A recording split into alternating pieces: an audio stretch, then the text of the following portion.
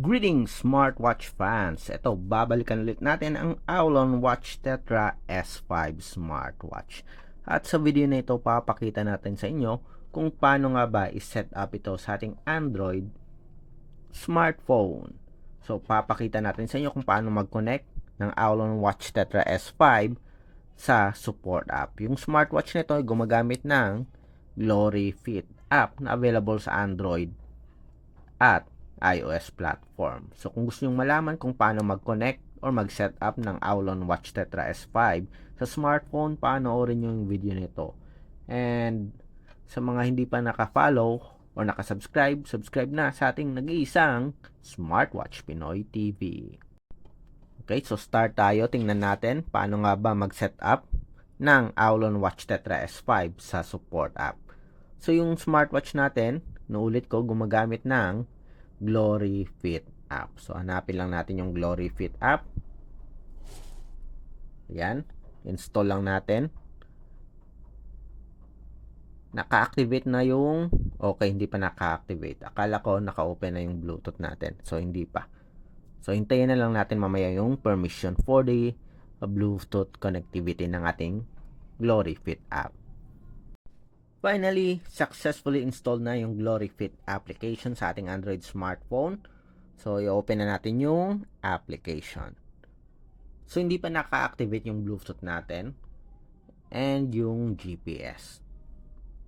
Agree tayo sa user agreement and privacy policy.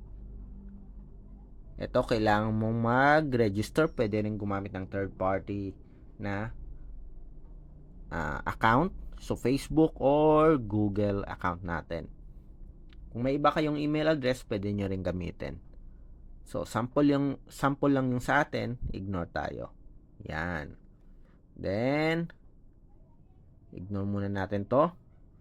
Direct kaagad tayo. So, set lang natin yung profile. Next. Next lang natin. So, 60 naman ako. Okay, next. So, baguhin natin. Let us sample ito, 1990. Next. Goal natin, 10,000. Next. And complete. Yan. So, select device. Confirm. Agree sa location permission. Balik ulit tayo. And ito. So, naghahanap ng Bluetooth connectivity. I-on lang natin. Activate natin. Back. Balik ulit tayo. Yan. Then, select device. Okay.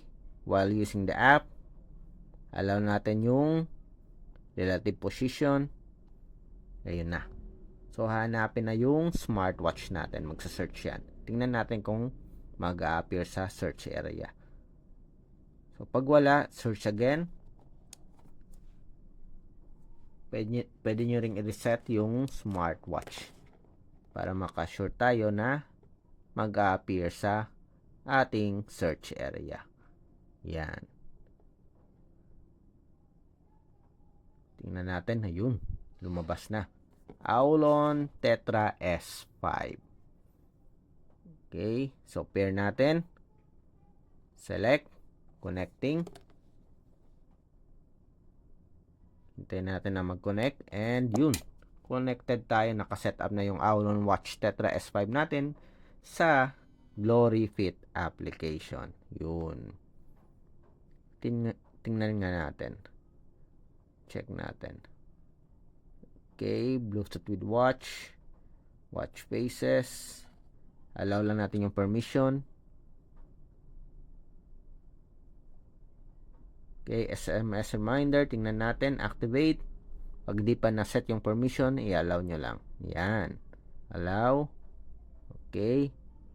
Then, app reminder. Ganun din. Confirm. Hanapin yung Glory Fit app. Allow. Balik ulit tayo. Then, piliin nyo lang yung app na gusto nyo yung makareceive kayo ng notifications. Balik ulit. Firmware upgrade, tingnan natin. Okay. So, pag wala namang update, pwede nyo namang i-ignore. So, check natin, tingnan natin kung mayroong update. Okay, so wala naman. Tingnan natin. So, ganun pa rin naman. Wala namang over-the-air update na bago. Call reminder, activate natin. Got it. Allow. Allow rin natin para sa ating Bluetooth call. Then, balik ulit. Okay, so that's it sa ating setup guide para sa ating Aulon Watch Tetra S5 sa ating Android smartphone. So, kung may mga katanungan kayo, drop lang ng comment. And of course, comment naman kayo about sa Aulon Watch Tetra S5. Okay ba yung smartwatch nito o hindi? And of course, subscribe na sa ating nag-iisang Smartwatch Pinoy TV.